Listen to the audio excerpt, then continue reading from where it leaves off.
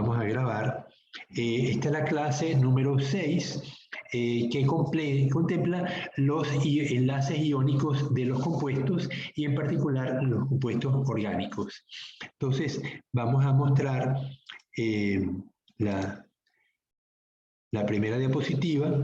Vamos a verla. Ya va.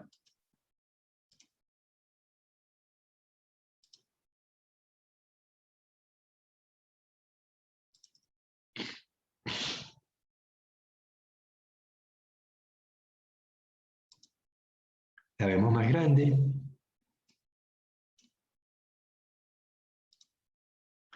Ok, entonces en esta sección del curso vamos a ver las bases químicas, enlaces, equilibrio, propiedades del agua y compuestos orgánicos, carbohidratos, lípidos, proteínas, ácidos nucleicos. Habíamos empezado por saber que el átomo, los átomos en general se componen de protones, neutrones en el núcleo y electrones rodeando ese núcleo. No sabemos exactamente dónde está el electrón, lo que estudiamos es la probabilidad de que un electrón esté en algún sitio del espacio y se ha visto por difracción de rayos X que el electrón puede ocupar distintas zonas alrededor del átomo. El átomo de Bohr, que es uno de los primeros átomos, el átomo de hidrógeno que se estudió, por Niels Bohr, era un átomo que tenía un electrón que circulaba alrededor del núcleo y cubría una esfera. La probabilidad de encontrarse el electrón estaba a cierta distancia del núcleo, pero formando un espacio esférico. Luego que se empezaron a estudiar átomos de otras moléculas, se dieron cuenta los investigadores que el electrón ya no seguía una trayectoria esférica, sino era más bien una trayectoria en 3 dimensiones. Los enlaces tipo P, PX, PY y PZ tienen trayectorias tipo como si fueran las mancuernas, donde la probabilidad de que el electrón esté presente ya no es esférico, sino en forma de doble pera o una mancuerna de gimnasia, ¿no? Y orientada en 3 ejes, el eje X, el eje Y y el eje Z, ¿no? En 3 dimensiones. Luego la conformación del tipo D, acuérdense que tenemos niveles, ¿no? El nivel S, tenemos capas, y cada capa tiene conformaciones tipo S, tipo P y tipo D. La conformación tipo S en cualquiera de las capas siempre es esférica, la conformación tipo P siempre es en forma de mancuerna de gimnasia, y la conformación tipo D es en forma de nubes, nubes opuestas en distintos polos, ¿no? Entonces, esta es como los electrones se distribuyen en el espacio alrededor del átomo, ¿no? Pero lo importante para nosotros es cuántos electrones se comparten y cómo se hacen los enlaces.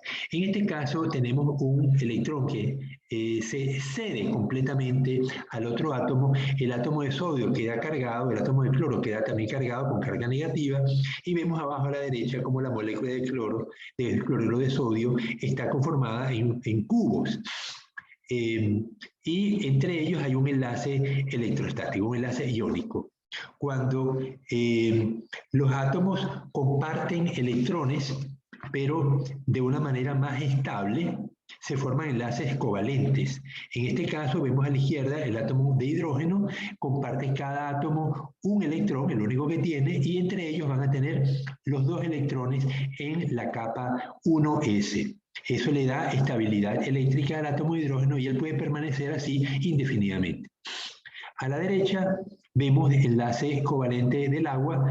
El hidrógeno cedió cada uno un electrón al oxígeno y formó un enlace covalente permanente con el agua. Pero la orientación de los átomos de hidrógeno en el agua no está alineada. El hecho de que el agua tenga un enlace polar es evidencia que los electrones no están, los átomos no están alineados. Vemos que el oxígeno tiene número atómico 8. Número atómico, a ver, ¿cuál es el número atómico del oxígeno? Se me olvida. 16. 16 el número atómico, o sea, tiene 8, va a tener entonces en la primera capa 1s2, en la segunda capa va a tener 2s2, 2p6, por ahí van 6, 2, 8 y 2, 10. Y luego en la tercera capa tiene 3s2, 3p4, ¿no? Son 2, 6, 2, 8, 2, 10 y 16. Entonces tiene 3s2, 3p4 en la tercera capa. Entonces esos dos electrones que le faltan, él suele adquirirlos para adquirir sus 8 electrones en la última capa, en el nivel 3, y adquirir estabilidad eléctrica. Pero si esos dos electrones se pegaran en la capa PX y PY, tendríamos que la separación de los enlaces sería de 90 grados. ¿Me siguen? Identifican cómo son las capas P en el espacio. PX a la derecha, pues la pongamos plano, un plano cartesiano. PX en el eje X, PY en el eje Y y PZ que sale del papel. Pero ¿cuántos grados hay entre PX y PY?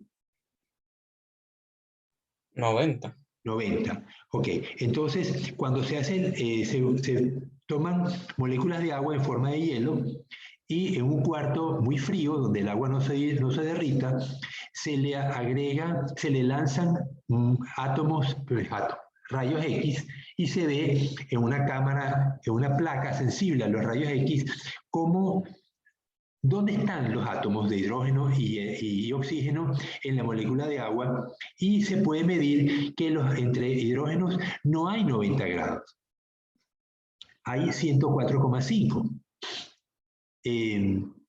Entonces, eso obligó a entender que el átomo de oxígeno no está reaccionando con una distribución electrónica como se había pensado en enlaces a través del orbital P, 3P, sino que formaba orbitales híbridos, SP.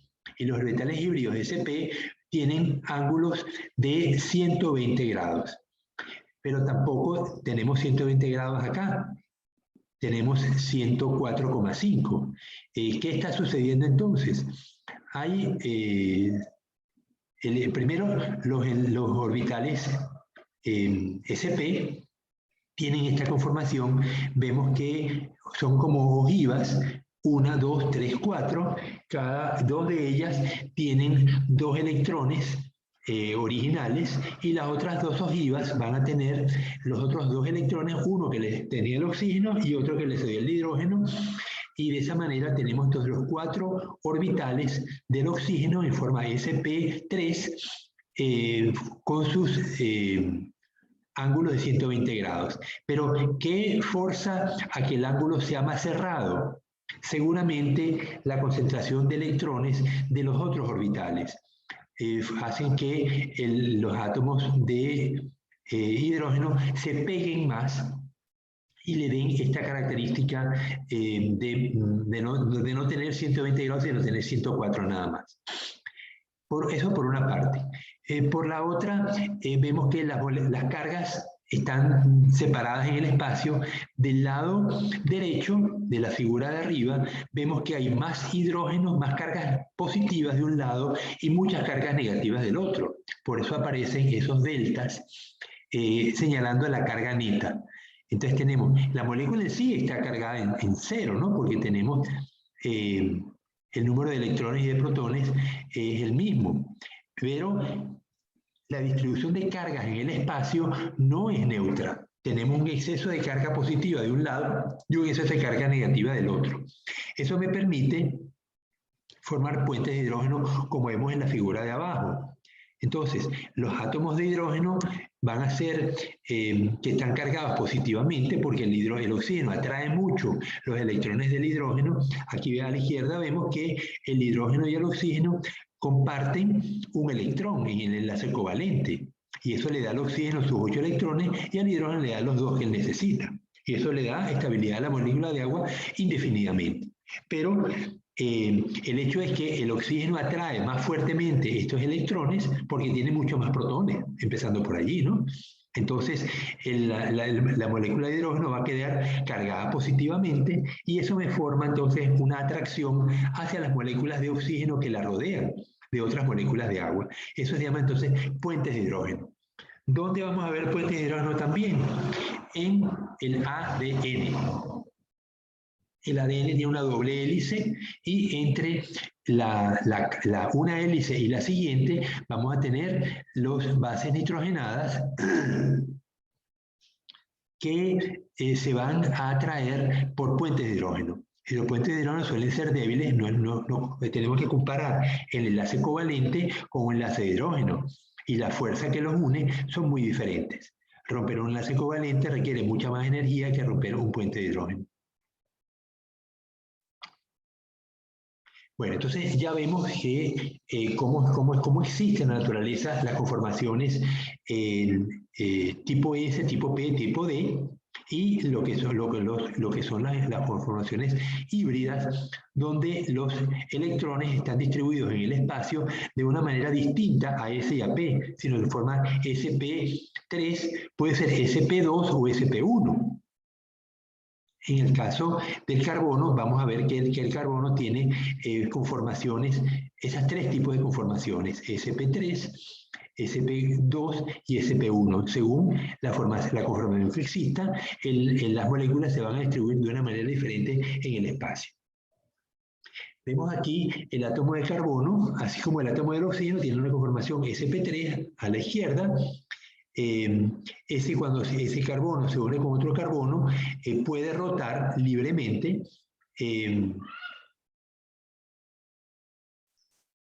Yo había hecho 120 grados, pero aquí me está dando que el átomo de carbono tiene 104,5, igual que la molécula de agua. A lo mejor yo estoy equivocado. Entonces, si esto es así, significa que el enlace sp3, la conformación sp3, los ángulos de los enlaces son de 104 grados y no de... en el caso del agua es de 104,5, igual que estamos viendo aquí en el átomo de carbono. 104, sí, igualito que en el agua. Entonces yo estoy equivocado, no era 120 grados, me disculpan esa, ¿no? Luego,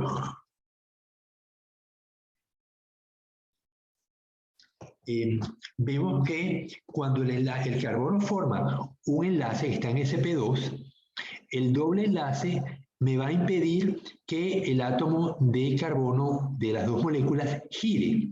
Es decir, entra en un plano que impide que la molécula gire. Igualmente cuando está en el formato sp1, porque me va a formar un triple enlace y no me va...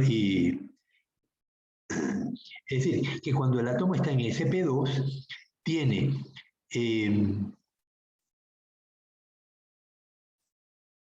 se forma un doble enlace que va a estar en un mismo plano. Y eso impide que los átomos de carbono de ambas moléculas puedan girar. El ángulo entre los átomos externos que se van a unir al carbono, pues ya van a tener 120 grados. Cuando el enlace está en forma de sp1, que me forma un triple enlace, igual, está en un solo plano y el átomo pues no puede girar.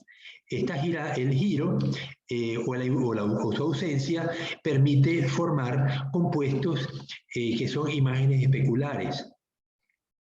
Yo puedo tener, pongamos que tengo A, B, carbono, carbono, X y Y. Si yo coloco un CH3 en el AX y coloco hidrógenos en los otros extremos, voy a tener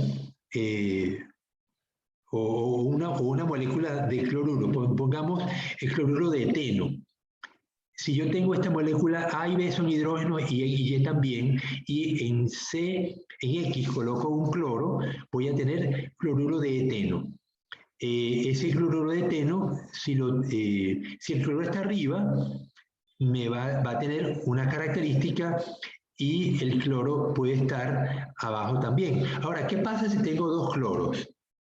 Si coloco un cloro en A y un cloro en X, voy a tener dicloruro de eteno.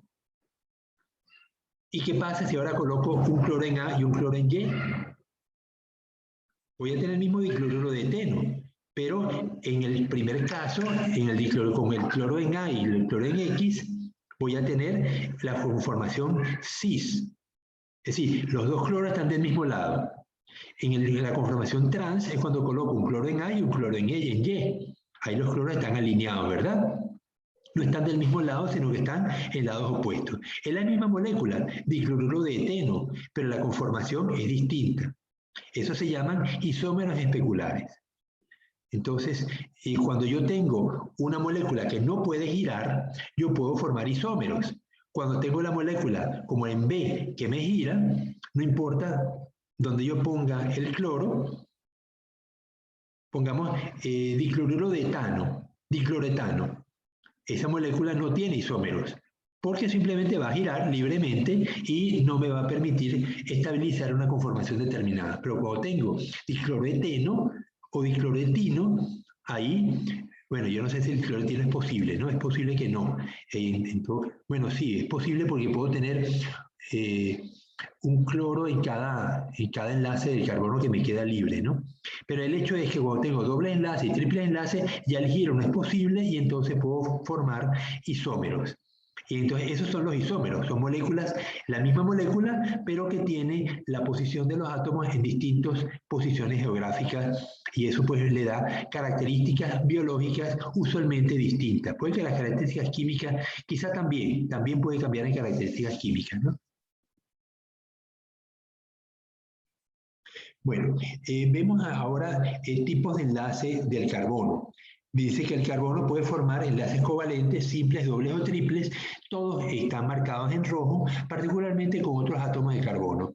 Los triples enlaces son raros en las moléculas biológicas.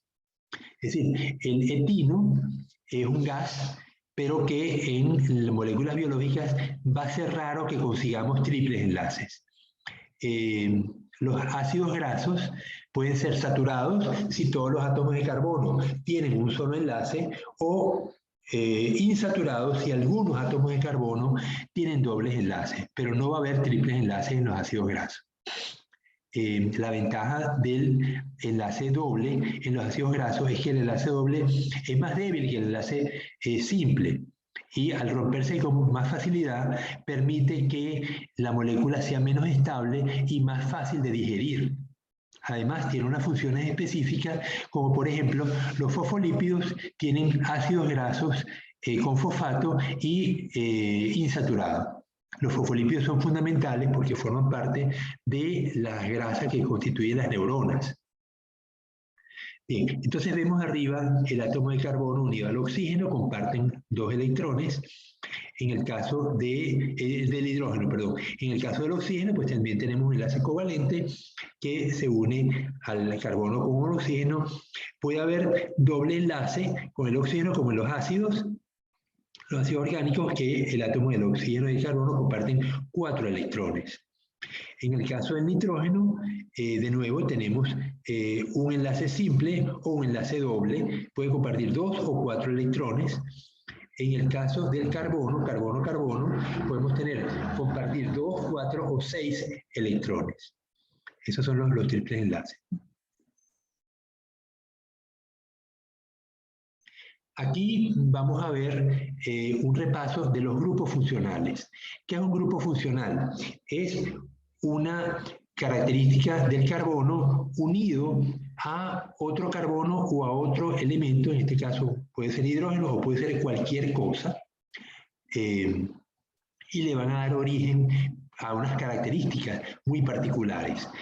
Por ejemplo, cuando uno destapa un frasco de alcohol, uno huele el olor a alcohol y uno sabe que es alcohol.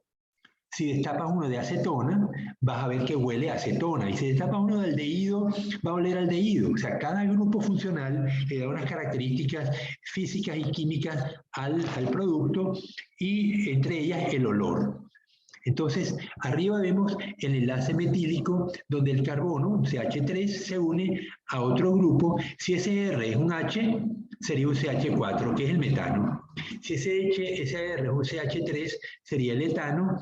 Y si es un propilo, CH3, CH2, CH2, si un propilo, formaría el butano. El butano es el gas que usamos en casa. que es CH4, tiene 4 carbonos, todos rodeados de hidrógeno, ¿no? Es un alcano y el que usamos comúnmente para cocinar. Aquí vemos el etilo. El fenilo. ¿Qué es el fenilo? Es una molécula circular. Tiene el átomo de los 6 carbonos forma un anillo y uno de ellos tiene un doble enlace. Es el grupo fenil. Porque si no tuviera ese doble enlace, sería un hexano. Tendría todos H, un simple enlace entre carbonos y nos daría el hexano, solo que sería el ciclohexano, porque el hexano normal sería un compuesto de 6 carbonos alineado, pero el ciclohexano formaría una molécula como la que estamos viendo ahí en el fenil, pero sin doble enlace, ¿no? El carboxil es un aldehído, vemos que tiene un doble enlace con el oxígeno, un hidrógeno y un R que puede ser un H, sería CH2O. Ese es un aldehído muy común porque es el formol, el que se usa para preparar cadáveres o el que usamos para preservar elementos cuando traemos del campo, ya sean animales, plantas. O sea que el formol se usa comúnmente en preservación. Es cancerígeno, hay que tener cuidado cuando no lo usa, pero yo puedo tener otros aldehídos, por ejemplo, puedo tener un CH3, entonces tendría CH3COH, que sería el etanal. Mientras que el metanal o el formol tiene un solo carbono, el etanal tendría 2 carbonos. Y así pues puedo irlo pegando y formando pues otros aldehídos, ¿no? El grupo carboxilo. Tenemos un CO con doble R que puede ser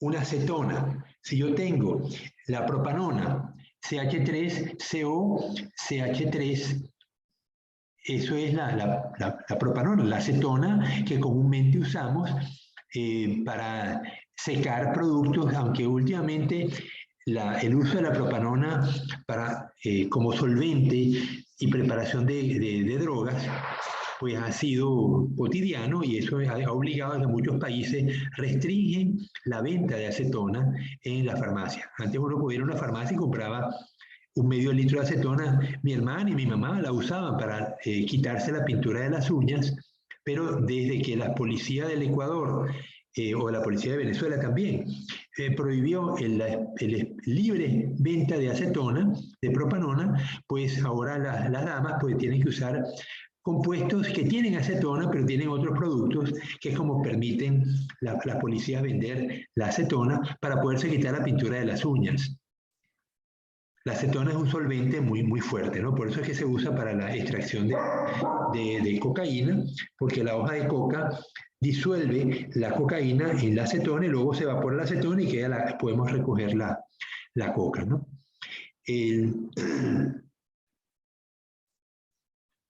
Dice el grupo carbonilo. El grupo carboxilo es un doble enlace con el carbono y un simple enlace con el oxígeno, y eso me da, por ejemplo, un ácido orgánico. Pongamos CH3COH, el ácido acético, el que usamos en las ensaladas para cocinar.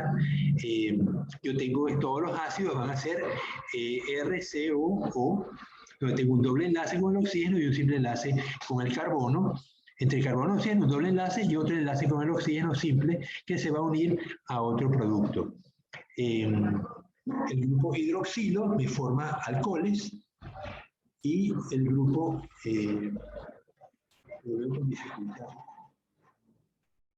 enol. Tenemos doble enlace con el carbono y un OH. Esto me da un alcohol. Ok, arriba al medio tenemos el grupo éter. Los éteres tienen un oxígeno unido a 2 carbonos. Los éteres son extremadamente volátiles y muy combustibles. Son peligrosos. Cuando los éteres se forman en los laboratorios hay que tener cuidado porque pueden explotar con gran facilidad. Entonces el éter es un oxígeno unido a dos carbonos. El éster es el jabón. Yo formo jabón partiendo de un ácido orgánico que tiene, vemos abajo donde dice el grupo carboxilo, tengo RCOO, esa O que me viene del grupo carboxilo, le pego un sodio y tengo entonces un estearato de sodio. Si la molécula es suficientemente grande, esa R, voy a formar un jabón. O sea, yo parto de la base de un ácido graso que tiene muchos carbonos y en el grupo ácido le pongo una base para que lo neutralice el ácido y me da entonces éter. Por eso es que los jabones se podían formar usando grasa de animales y combinándola con cenizas. Cenizas calientes. Eso me permitía que al mezclarlo hubiera la reacción de neutralización de los ácidos orgánicos con la base de la ceniza y se me formaba jabón. Un jabón muy artesanal, ¿no? El grupo acetilo,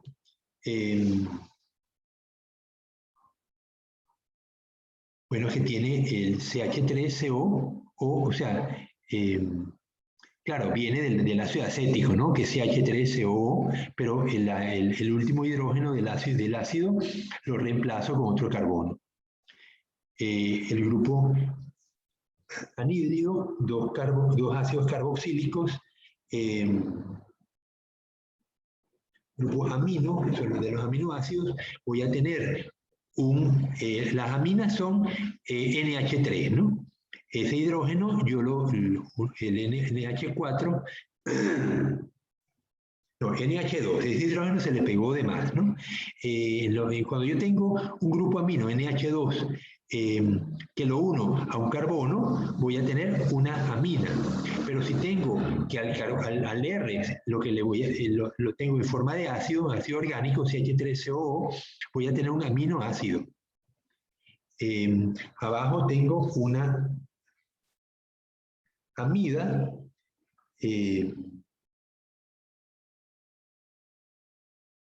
la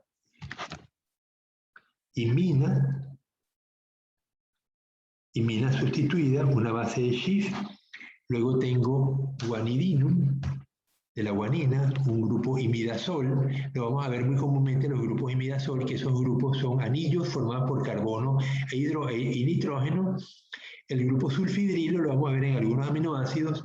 El disulfuro, tioéster, es un éster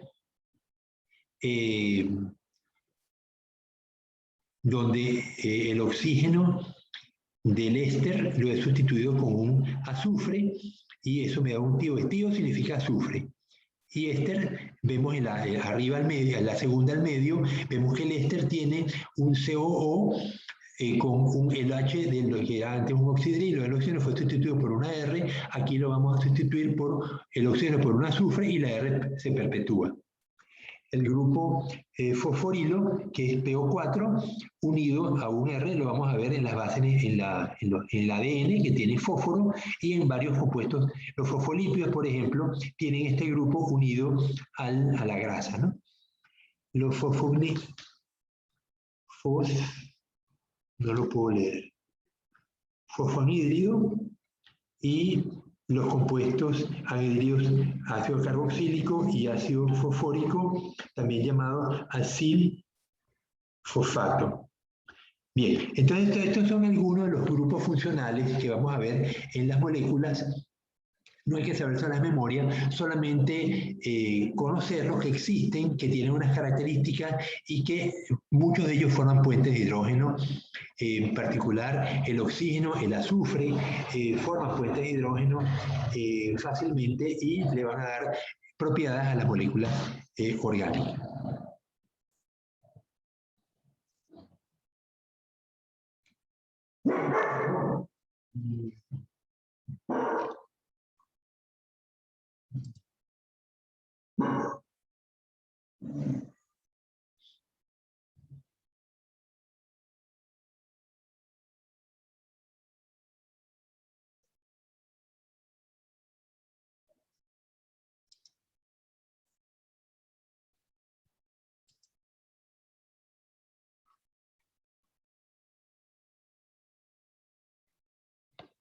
Permítame cargar la...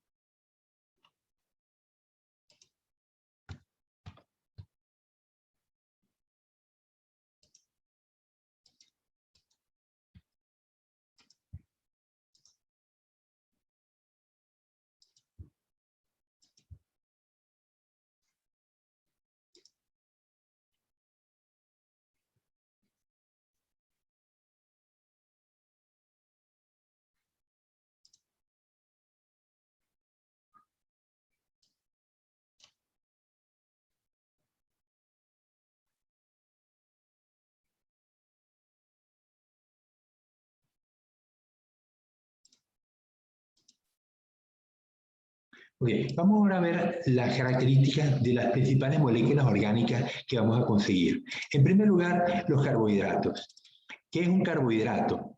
Pues es una molécula orgánica compuesta por carbono, hidrógeno y oxígeno, como su nombre es carbohidrato.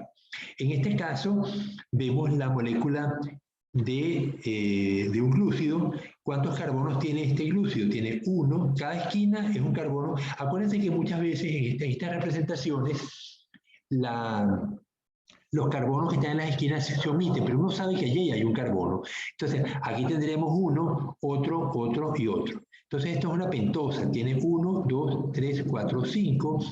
Las líneas engrosadas significa que sobresale del papel y las líneas continuas están hacia atrás. Entonces aquí tengo esta pentosa, que sería puede ser la ribosa, tiene CH2OH arriba, un grupo alcohol, tiene 1, 2, 3, 4 grupos alcohol y un grupo, este grupo sería un grupo éter. Vamos a ver. Sí. El éter tiene un oxígeno unido a 2 carbonos, entonces eso me da las características de un éter. Entonces, ¿cómo se diferencian de un carbohidrato del otro? Veamos, por ejemplo, la glucosa y la galactosa. En rojo están todos los oxígenos, vemos a la izquierda la glucosa, el átomo de oxígeno me forma el grupo éter, aquí arriba, 2 carbonos unidos a un oxígeno, y luego tengo un CHOH, tengo un H aquí, otro acá, otro acá, otro acá, otro acá. ¿Qué diferencia la glucosa de la galactosa? La única diferencia es que en este caso el átomo de carbono, empecemos a contar por la derecha. 1, 2, 3, 4, 5, 6. Son 6 carbonos que tienen la glucosa. El carbono número 1, 2, 3, 4 ¿puede girar o no puede girar?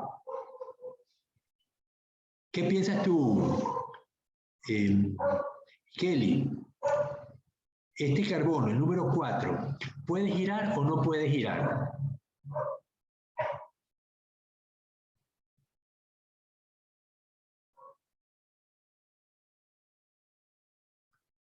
Kelly, abre el micrófono. Bueno, Kelly no nos quiere ayudar. Fátima, por favor, dime. Sí. Ok, fíjate, el carbono 4, empezamos por la derecha, 1, 2, 3, 4. Este carbono que está aquí señalado con ese anillo rojo, ¿ese carbono gira o no gira?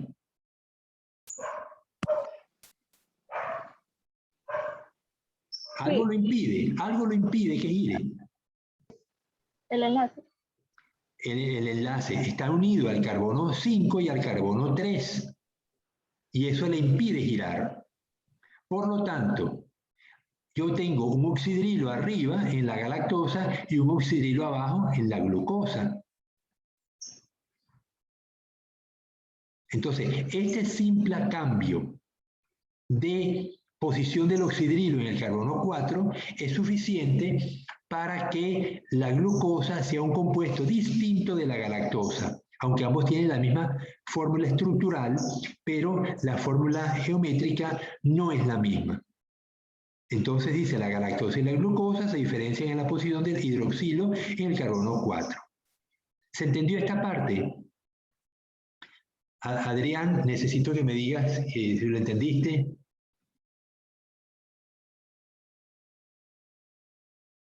Adrián tampoco nos quiere ayudar. ¿Cómo, profe? Disculpe, es que me llamaron. No, lo que quiero saber es si entienden esto. Esto no es complicado. Lo único que necesitamos saber es qué es un azúcar.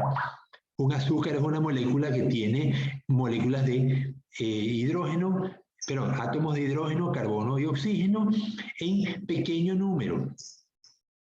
En comparación con las grasas, los azúcares son carbohidratos de bajo peso molecular porque tiene pocos carbonos, pocos hidrógenos, pocos oxígenos.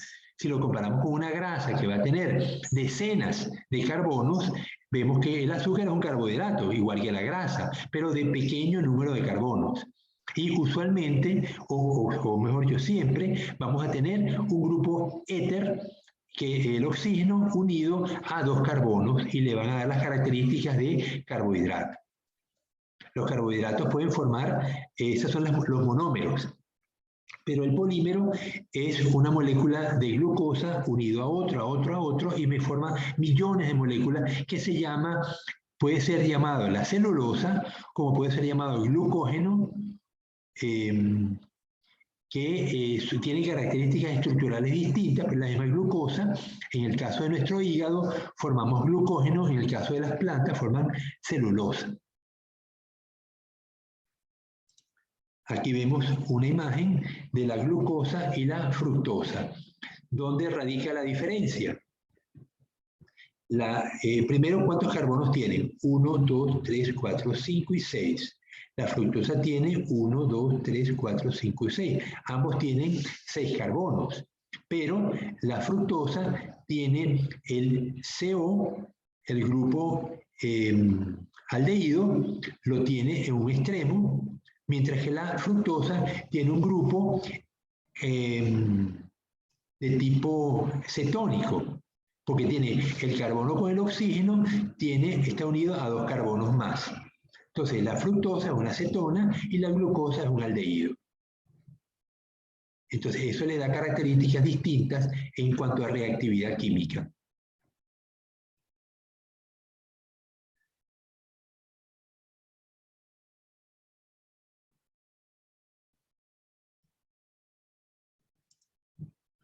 Ok, veamos aquí por dónde se unen los disacáridos. Normalmente nosotros comemos disacáridos. La sacarosa que le ponemos a los dulces, que le ponemos al café en la mañana o al té, vemos aquí que es una molécula de glucosa unida a una fructosa. Dijimos que ambos tienen 6 carbonos. 1, 2, 3, 4, ya va. 1, 2, 3, 4, 5, 6. La fructosa tiene 6 carbonos y la glucosa también. Pero vemos que la fructosa forma un anillo de 5 lados y la fructosa forma un anillo de 6 lados. ¿Por dónde se unen? Se unen por un oxígeno. La fructosa, aquí tenía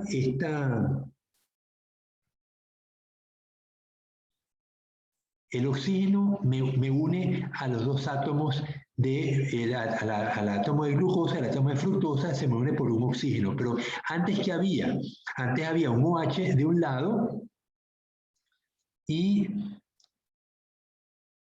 se tiene que formar galactosa más glucosa, lactosa, y glucosa más glucosa, celobiosa. Ok. Glucosa más glucosa me da maltosa. pero yo tengo que formar agua. Cuando se desprende un oxígeno de un lado y se desprende un hidrógeno del otro y me forma agua y se une esta molécula con una enzima que seguramente será bueno, si se desprende será la sacarasa que me divide esta molécula en dos y me permite que se formen dos monómeros, la glucosa por un lado y la fructosa por otro, que es lo que ocurre a nivel del intestino. A nivel del intestino delgado nuestro actúa la sacarasa, que es la enzima que descompone la sacarosa en dos moléculas. Nosotros no tenemos la posibilidad de descomponer la celulosa. Solamente ciertas bacterias son capaces de hacerlo, que tienen la enzima para descomponer la celulosa en pequeñas en monómeros, ¿no? En glucosas individuales, ¿no? Entonces vemos aquí cómo la estructura cambia según el sitio por donde se unen las moléculas, ¿no? En el caso de las dos glucosas, se unen de esta manera y me da la lactosa, que es el azúcar de la leche. La glucosa se une de esta manera y me da la maltosa, y la glucosa se une de esta manera a la derecha abajo, que forma la celobiosa. Fíjense que nosotros, cuando somos adultos, perdemos la posibilidad de digerir la lactosa, y por eso a veces tomamos leche deslactosada para que no nos cause indigestión. Yo en particular tengo que tomar muy poca leche, la tomo sí, pero en pequeñas cantidades no me pasa nada, pero si tomo un vaso de leche me cae mal. Ya cuando superamos los 30, 40 años, ya perdemos la capacidad de digerir la lactosa, pero fíjense que es la misma, una molécula muy fácil de romper, aparentemente fácil de romper, porque la maltosa, yo sí puedo tomar malta pony, y no me pasa nada. Y tomo la que quiere y no me pasa nada. Pero tomo un vaso de leche que tiene mucha lactosa y ahí me cae mal. Porque he perdido la capacidad de digerir la glucosa, perdón, de digerir la lactosa. Bien, vamos entonces...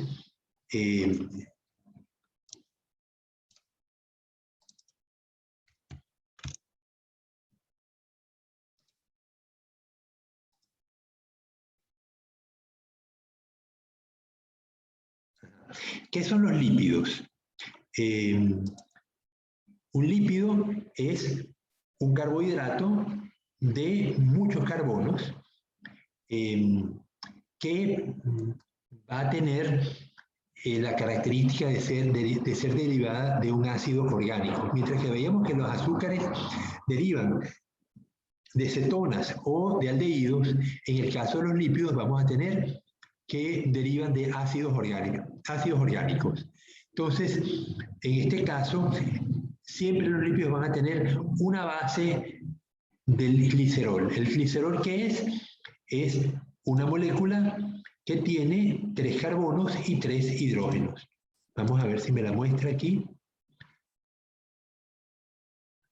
No, no me la muestra.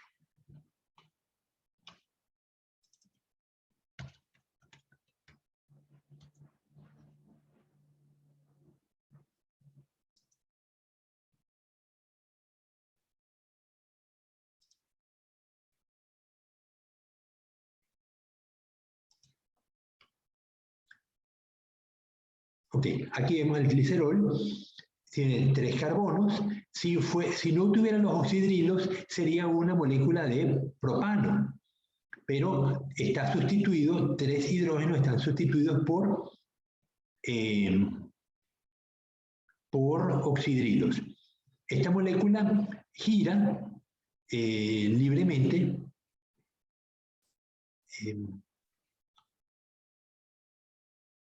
Fíjense que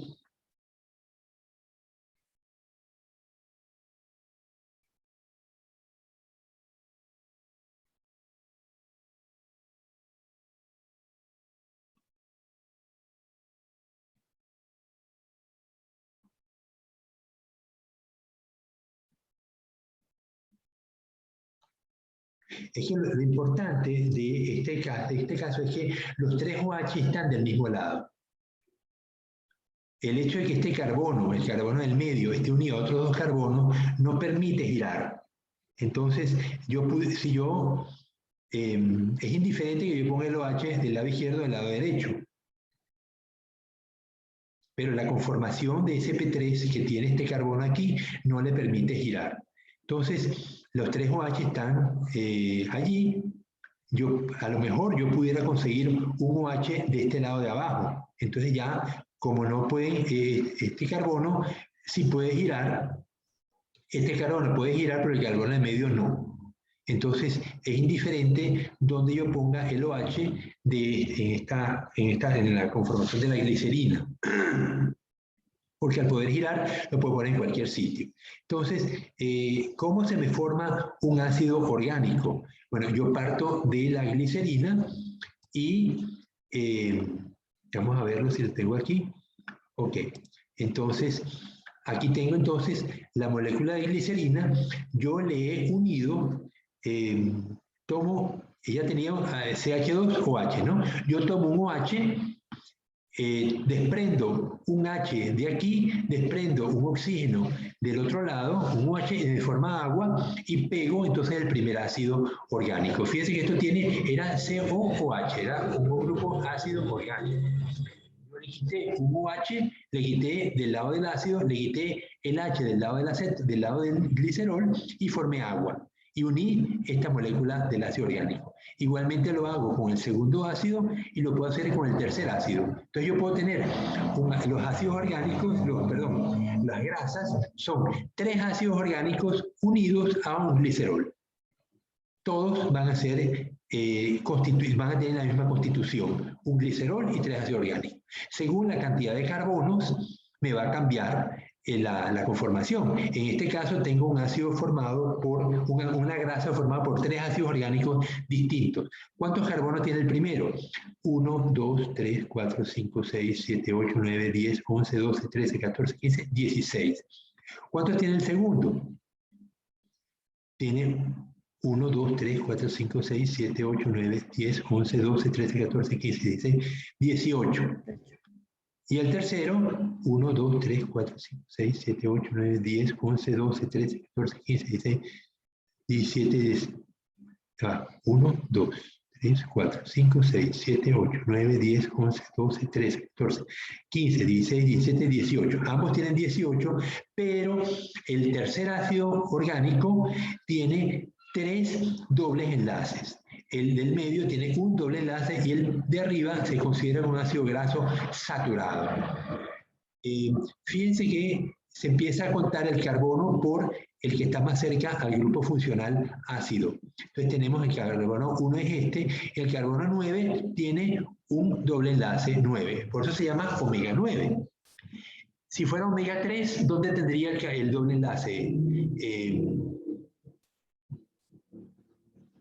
Fátima. En la tercera posición. Sería 1, 2, 3. Aquí tendría el doble enlace si fuera un omega 3. Y si fuera un omega 6, lo tendría 4, 5, 6. Aquí tendría el doble enlace para un omega 6. Los ácidos grasos omega 6, omega 9, omega 3 son fundamentales para los seres vivos y no los podemos sintetizar. Su origen viene de las plantas, básicamente las diatomeas. Las microalgas son capaces de producir estos ácidos, algunas bacterias también, por supuesto, pero los seres vivos más evolucionados, los protozoarios en adelante, no pueden producirlo y tienen que consumir otros organismos que los tengan, ya sea porque comen algas o porque comen algas, es la única solución, ¿no? Entonces nosotros tenemos que comer pescado o productos que tengan... porque el pescado, ¿dónde lo sacó? Un dorado. El dorado no come microalgas, no puede comerlas. Entonces, ¿de dónde adquirió el dorado los ácidos grasos saturados, insaturados? Kelly Eileen.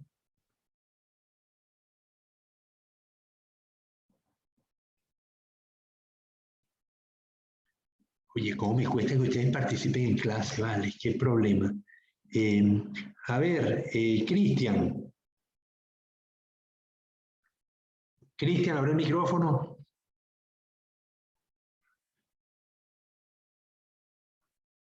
Nada, Cristal tampoco quiere colaborar con nosotros. A ver, Adrián, ayúdame. Si tenemos un animal que el dorado no puede comer algas, la boca no, es demasiado grande y las microalgas son microscópicas. Entonces, ¿de dónde saca el dorado los ácidos grasos que él requiere? No puede comer algas. No puede, porque las algas son demasiado chiquititas y se tratará de comer. Entonces, no De come otros especies animales. pequeñas. De otros Ajá, animales. especies pequeñas. ¿Qué otros animales, por ejemplo? Peces más pequeños que sí pueden comer. Ok, una sardina pinchagua. Pero es que la pinchagua tampoco puede comer microalgas. Pero la sardina que sí. Mojarras. Perdón. Puede comer esas mojarras. Las mojarras son pequeñas. La mojarra igual no puede comer microalgas. La mayoría de los peces no pueden comer microalgas porque ellos filtran. Los crustáceos sí, los copepos, los cladóceros, ellos sí pueden comer microalgas y son el alimento de la mojarra, de la sardina pinchagua, de la botellita, del chumumu.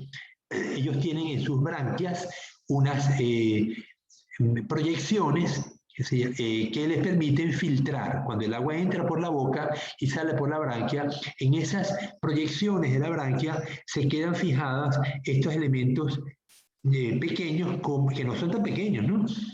Los copepos, los cladóceros, las larvas de peces, las larvas de gusanos, larvas de moluscos, que ellos sí se alimentan de microalgas y son entonces los principales fuentes de ácidos grasos insaturados para los animales. Nosotros, o todos los organismos, toda célula produce ácidos grasos, pero los va a producir saturados. La grasa que nosotros producimos es ácidos grasos saturados. La grasa que producen las microalgas son ácidos grasos insaturados, que puede tener la insaturación, que es el doble enlace, en el carbono 3, el 9, el 12, el 6, pero lo importante es que los tenga en alguno de los tres primeros carbonos. 3, 6 o 9 son los fundamentales para formar los ácidos grasos insaturados.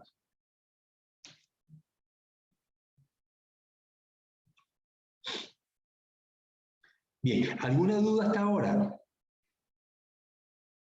No. Ok, estos son repasos. ¿Cuándo vieron bioquímica ustedes, Génesis? En cuartos. Hace 2 semestres, sí. Hace 2 semestres. ¿Que la vieron con el profesor Villarreal? ¿O con el profesor Matute? Con el profesor Zavala. Ah, Zavala. Zavala, Ajá, sí, el tuco. Sí. Ok, ya. Bien, bueno, lo importante es que lo que estamos es repasando estos elementos porque nos van a hacer falta para entender muchos de los funcionamientos de las células. Me falta entonces, bueno, vemos aquí que los carbohidratos pueden formar uniones con el azufre. Entonces se forman tioglicoles. Tio significa azufre, ¿no? Entonces podemos sustituir algunas moléculas por azufre y esto va a ser importante en bueno, esto es un ácido graso, ¿no? Aquí tenemos 2 ácidos grasos unidos a 3 al glicerol y hubo una sustitución con esta molécula de un tioglícido que es un azúcar sustituido con un azufre, ¿no? Bien, vamos entonces ahora a las aminoácidos. ¿Qué son los aminoácidos? Ya vimos que es un ácido orgánico, tenemos un carbono, un doble enlace con el oxígeno y un simple enlace con un oxígeno en forma de alcohol. Y el grupo amino, vamos a verlo.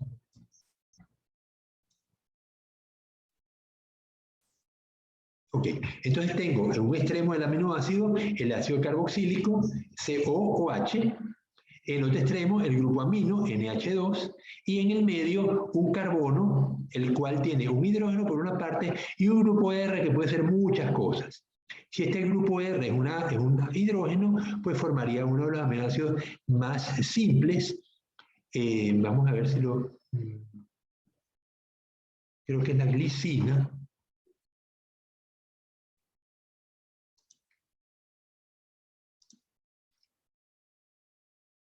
Profe, Dime, ay, eso me movió. dime, No, lo, no, lo le vuelvo iba, a poner, lo vuelvo a poner, dime. le iba a decir algo de la imagen, que el segundo carbono que está ahí, ese es el que se puede mover en ese caso, ¿o no? Este carbono, yo no creo, no se puede mover. El primero sí, No, el otro, el otro ese, se puede mover, el otro se puede mover, sí. Pero este no, este está fijo. sí, el que tiene doble enlace, ese sí se mueve. El grupo carboxílico se puede mover. Sí, claro, pues está unido a un solo carbono, entonces este enlace puede girar perfectamente, 360 grados sin problema. Lo que pasa es que quería Ah, ver una imagen de...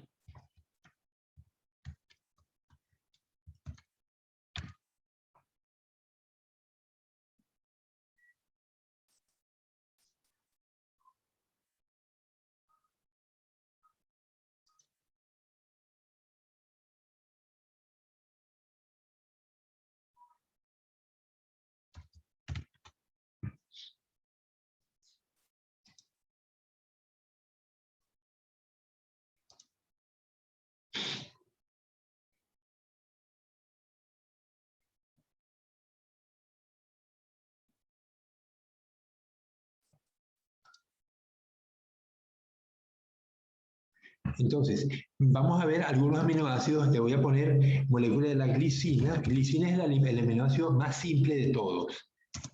Vamos a ver qué tiene. Imagínense, lo más simple de todo es un R sustituido por un hidrógeno. A ver si me lo muestra.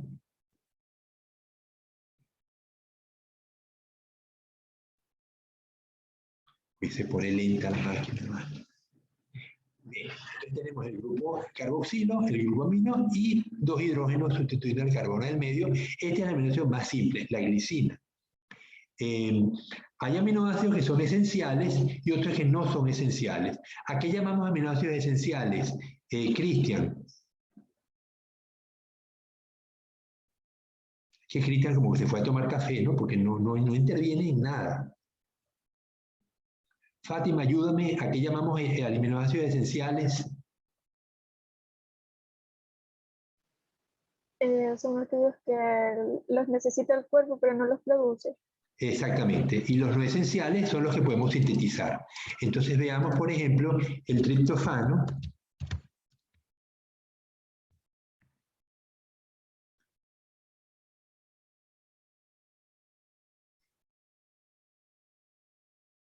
Vamos a ver.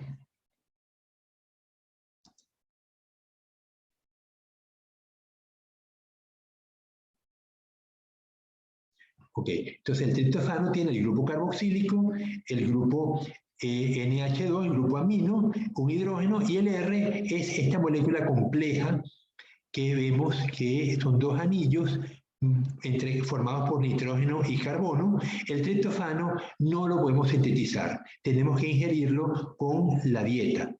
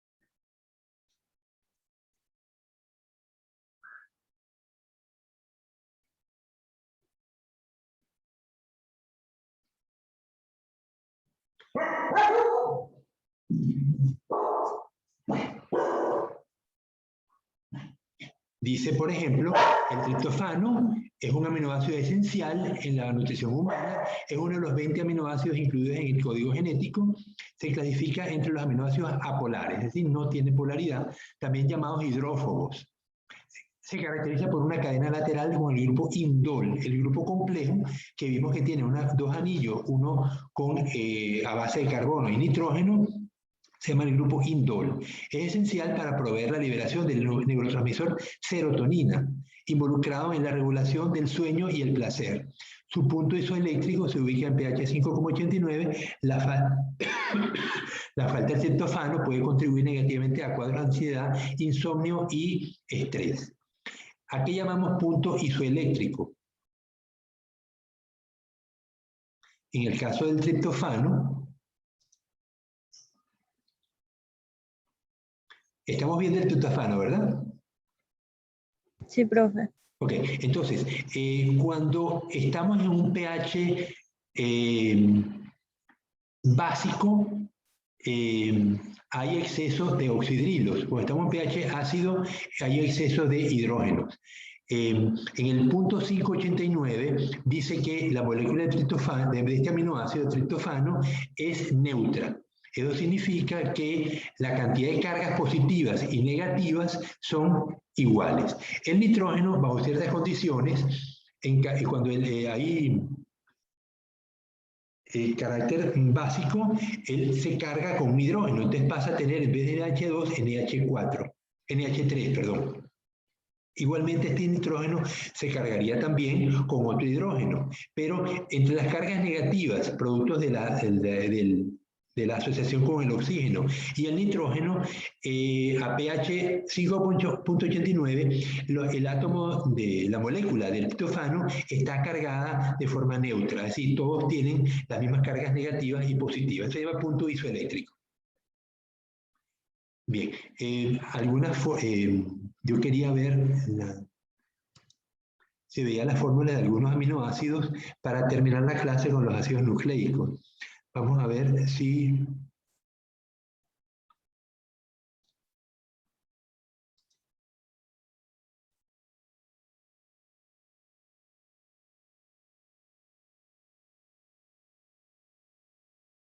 Ajá. Aquí tengo algunos aminoácidos que son, me dice, bueno, la tirosina, vimos que el triptofano tiene el grupo indol, la tirosina tiene un grupo, un anillo también, un anillo aquí, y la fenilalanina tiene el grupo fenilo.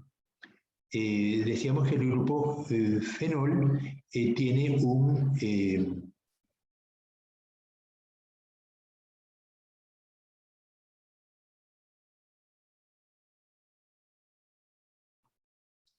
aquí que tenemos aminoácidos polares neutros. La serina, aquí vemos el grupo COOH, aquí vemos el NH, y la serina pues tiene este grupo funcional, solo que no lo identifican en esta imagen, ¿no? La treonina, cisteína, la glutamina, asparagina y metionina. Estos son aminoácidos polares neutros.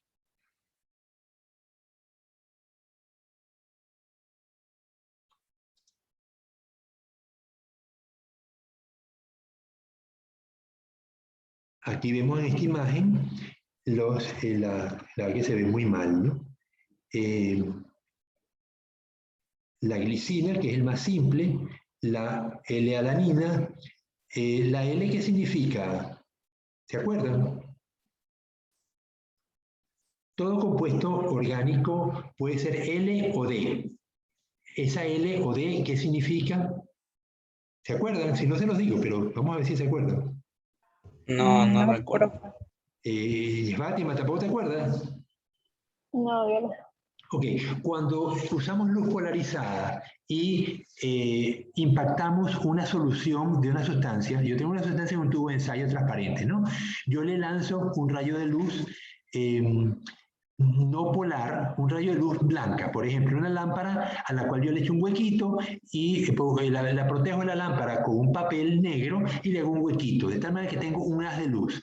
Con ese haz de luz yo impacto el tubo de ensayo con la solución cualquiera, de cualquier aminoácido, y veo si la luz es polarizada o no. La luz blanca no es polarizada. La luz polarizada requiere que me pase por unos cristales, por unos lentes que me van a polarizar la luz. Entonces, cuando un haz de luz polar me impacta una solución y me desvía el haz de luz hacia la izquierda, se dice que es levógiro, left, de izquierda. Cuando me desvía la luz polarizada hacia la derecha, es destrógiro. Entonces, tenemos que usar un haz de luz polarizado y veo cómo me lo desvía, hacia qué lado me lo desvía. Entonces, todos los aminoácidos de los seres vivos son levógiros. Todos me desvían el haz de luz polarizada hacia la izquierda. Todos son L. Si yo tengo un aminoácido D que me desvía el haz de luz hacia la derecha, la luz polarizada, no funciona. En biología no nos sirve de nada un aminoácido D. Tiene que ser todos L. Por eso están viendo ahí que ponen L-tritirosina, L-fenilalanina, todos tienen que ser L, ¿no? Y aquí vemos en las moléculas, lamentablemente, pues el esquema no es suficientemente claro.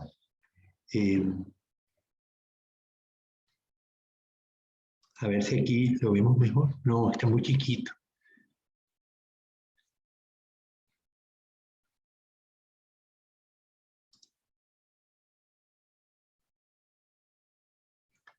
A ver aquí. Tengo la tirosina. La tirosina tiene un grupo fenol, es ¿cómo llamamos esto? Un grupo, un grupo fenol tiene un OH y 3 dobles enlaces en el interior, ¿no? Y me da entonces el amino y el ácido, ¿no? Entonces, luego tengo la cisteína, tiene azufre, esta no la puedo leer. ¿Lo pueden leer ustedes? No, a lo mejor tampoco. La glicina ya vemos que tenía simplemente 2 H's. La serina tiene un CH2, un H, tiene un oxidrilo. La asparagina tiene un grupo amino, tiene doble amina, tiene un grupo con cetónico. Y la glutamina, el ácido glutámico, tiene también doble amina. Entonces, estas son las formas estructurales. Si lo quieren ver, pues en Wikipedia se pueden poner y ven las formas estructurales de todos los aminoácidos para que vean por qué algunos son polares y otros no. Por ejemplo, asparagina, glutamina y serina serán polares. Piensen ustedes que tienen carga los grupos que le dan carga a los aminoácidos son los azufres, los nitrógenos y los oxígenos. Entonces, la serina será polar. Lo tenemos aquí de segundo. ¿Lo están viendo? Sí, profe. Yo creo que sí, que este grupo es polar. La glicina será polar. Es probable que no, que la glicina no sea polar, porque tiene cargas, tiene oxígeno de un lado y nitrógeno del otro y se compensan. Pero aquí tenemos oxígeno e hidrógeno en la serina, pero tenemos un oxígeno desvinculado. La asparagina es muy probable que sean polares, porque tiene un nitrógeno y un oxígeno de este lado. Igualmente la glutamina. La otra también. También tiene oxígeno y nitrógeno de un lado, entonces esto le da una carga neta de un lado. Luego tenemos la cisteína también. Yo creo que la cisteína también es un grupo polar. Bien, ok. Entonces nos falta solamente en los pocos minutos que me quedan moléculas de ADN.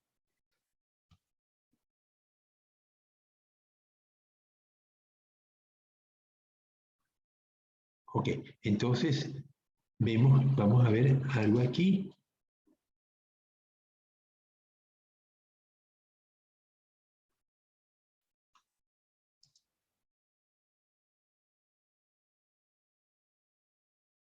No, quiero esta.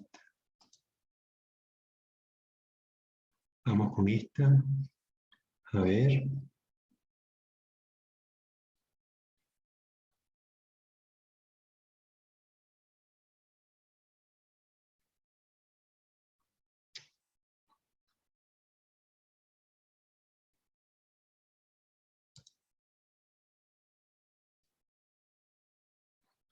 Se ve muy mal.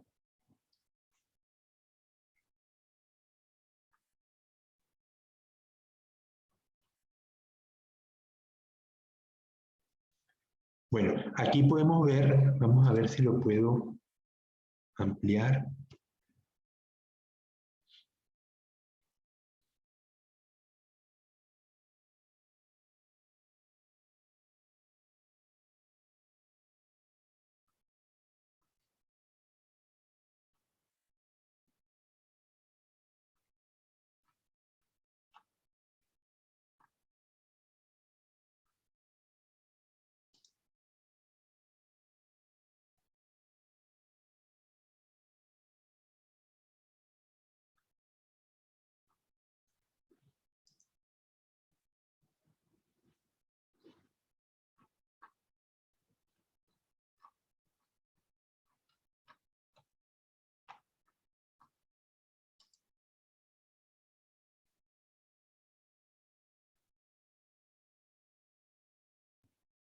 Ok, aquí sí se ve. ¿Se ve bien o no se ve? Es posible que no se vea. Vamos a ponerlo para que pueda verse. Ya, ahora sí lo ven, ¿verdad? Sí. Se veía. Ok, entonces aquí tenemos, entonces, son dos doble hélices unidas por puente de hidrógeno. ¿Cuáles son los puentes de hidrógeno? Estos que están puestos aquí con puntitos.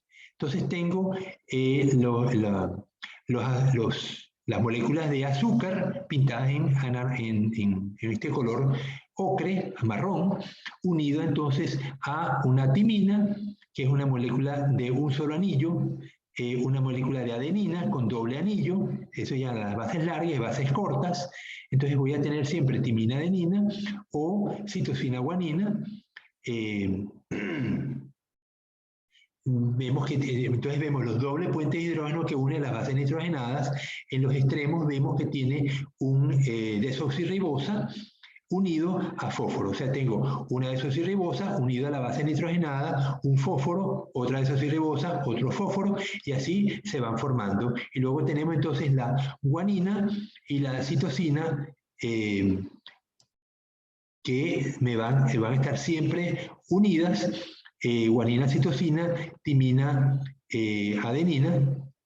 No puedo unir dos guaninas ni puedo unir dos timinas porque no quedarían alineadas, no encajarían.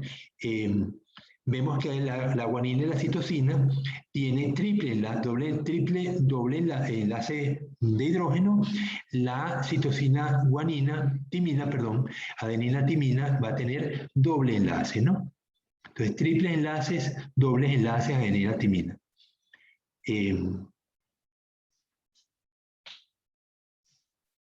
Ok, ¿qué más elementos vemos acá? Estos enlaces de hidrógeno se rompen con facilidad a través de una enzima y luego se vuelven a pegar con facilidad, ¿no? Para poder liberar la información del gen, hace falta que la doble hélice se abra en una porción que se va a transcribir y luego entonces el ARN se copia según la información que está aquí en esta base nitrogenada. Bueno, yo lo que quisiera es que, ya falta un minuto, leyeran sobre esto, agarren la Wikipedia y lean carbohidratos, lípidos, proteínas, ácidos grasos, ácidos nucleicos, ácidos desoxirribonucleicos, ribonucleicos, lo lean simplemente para estar preparados para el tema que viene, que es complejo. Entonces, la próxima clase vamos a ver las reacciones de, enzimáticas, cómo se mide la velocidad de las reacciones enzimáticas y la fórmula de Michaelis-Menten, cómo se estima, cómo vamos a estimar la constante de Michaelis-Menten en una reacción enzimática con un proceso simple como es la descomposición de la catalasa. La catalasa descompone el peróxido de hidrógeno en la sangre. Tenemos catalasa en el plasma y vamos a hacer un ejemplo de cómo esa catalasa me descompone el agua oxigenada en una solución que vamos a simular. Bueno, jóvenes, ya son la 1. Si tienen alguna duda, pues dudas va a haber muchas, eso no hay duda, ¿no? Pero me contactan por WhatsApp, el deber ya me lo han debido subir y la semana que viene vamos a tener pues otro deber más. Bueno, se aprecia, nos vemos entonces el miércoles de la semana que viene. Hasta luego. Hasta luego, biólogo.